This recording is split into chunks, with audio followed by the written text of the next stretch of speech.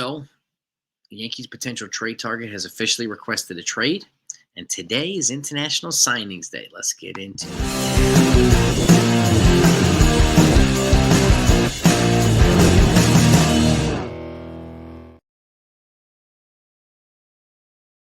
What's going on, everybody? Hope you're doing well. So, a Yankees trade target, a guy that I talked about a few days ago, has requested a trade. But before I get into that, I'm going to give you my update on the team. Yankees have already agreed to sign 5 prospects. Now, we know that Roki Sasaki is not coming here, so the Yankees have $6 million to play with.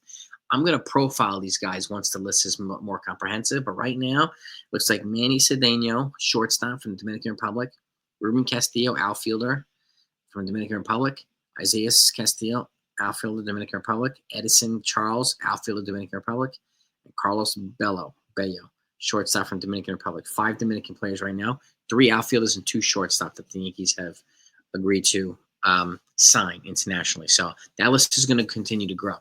And I will, again, update you on that. So if you're a Yankee fan, you're a baseball fan, you're not subbed to this channel, make sure you do that right now. Turn on your notifications. I'll keep you updated on everything too. Okay. And there's a lot more news that is still yet to come. 4 weeks left to pitchers and catchers. I'll keep you updated on it. And I thank you for it. Now, trade target. Okay. Brian Hayes. I talked about him about a week ago. Okay. He's the son of former Yankee Charlie Hayes, the man who caught the final out in the 1996 World Series. I was at that game. I'll never forget it. Okay. And he was with the Pirates. And he's still with the Pirates, 27-year-old, elite glove. And just to give you a rundown of his contract, he is under control until 2020 through 2029. There's a club option for 2030, and he's an unrestricted free agent in 31. But it's at about pretty much $7 million a year, $8 million a year top. So it's essentially 3 years of him for 1 year of Alex Bregman. Just to put that in perspective, okay? Speaking of Alex Bregman, the Red Sox have offered him a 3-year contract with an option for a 4th year.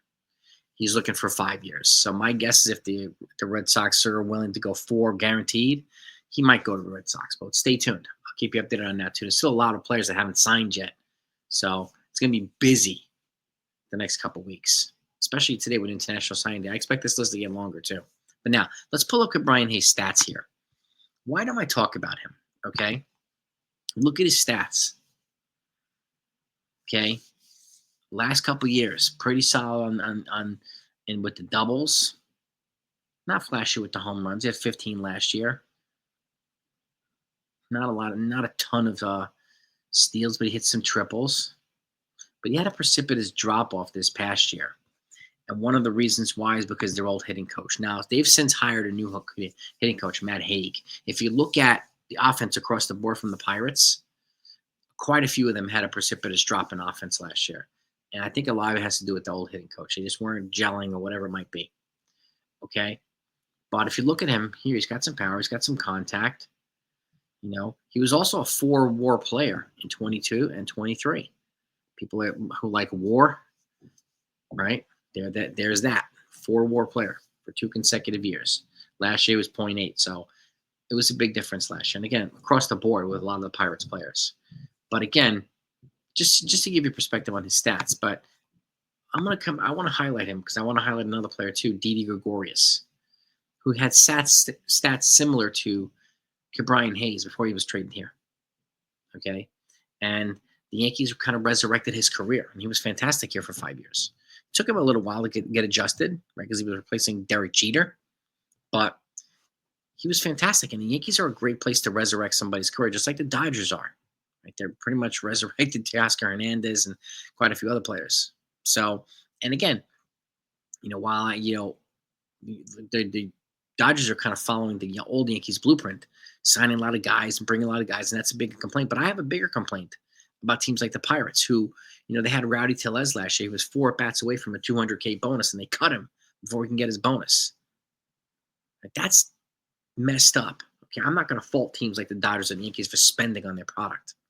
Okay, I think the Dodgers will be hamstrung over the next decade, after this decade. So, but that's their decision. That's their choice. They're working around the system right now, putting themselves in a position to not only win, but have this thing work for them. And again, As long as players' salaries keep going up, it's going to be less of an issue in the CBA than you think it is going to be. It might be an issue for some owners, but the union is not going to have a problem with that because player salaries keep going up. So, but with that said, going back to Brian Hayes, look at it. Look at Didi Gregorius' stats, pretty similar. Gregorius came here, was surrounded by a better lineup, a more balanced lineup. So would Brian Hayes. Now, I'm not advocating for Brian Hayes right now. I mean, everybody knows Brendan Dunham is my first choice. If we can get him, I highly encourage him to do that. But the cost on Brian Hayes would not be as significant as it would be Brendan Donovan. And they would get an elite third baseman. Moving Jazz Chisholm back to second is more natural position. Okay? And he's young. He's 27. And with a lot of controllable years, it fits right into the Yankees' mantra of controllable contracts, affordable contracts, right? He fits right into the mold here. So just something to think about. Something to think about. And again, I don't know if it's going to happen, but he's officially requested a trade. And he does have kind of connections to the Yankees because of his dad. The Pirates have less leverage, and the Yankees do have a history of successful trades with the Pirates, whether it be bringing guys here as a change of scenery or sending guys over there as a change of scenery, right? Clay Holmes got better when he came here. Okay. A.J. Burnett got better when he went there. So did Ivan Nova and even Francisco Cervelli.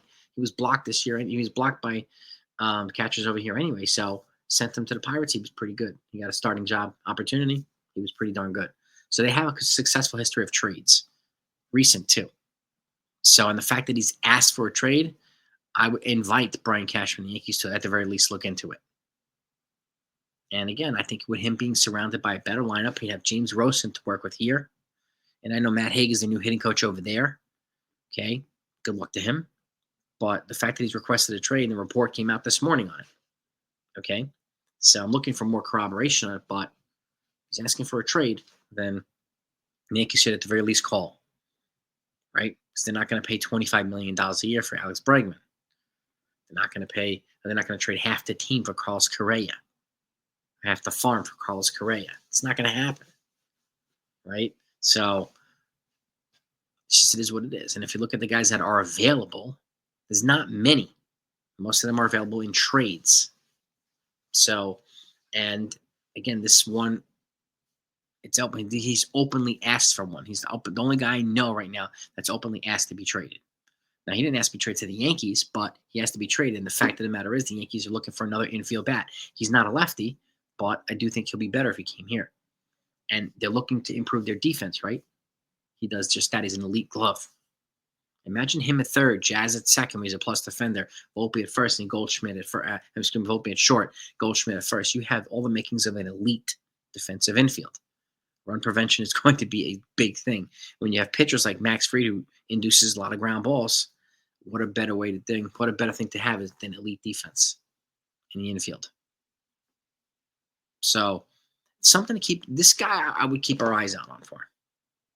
Okay, I mean, I'm sure they're looking at some other folks. I mean, I know they're looking at Paul DeJong and free agency and Jorge Polanco and free agency, but I don't think any of those guys are fit. Paul DeJong would be a great bench piece because I like his positional versatility, but I don't know if he's looking for a starting job. I don't know if he's looking for a bench role. Then yeah, sign me up for that. You could probably get him on a 2-year deal for relatively cheap.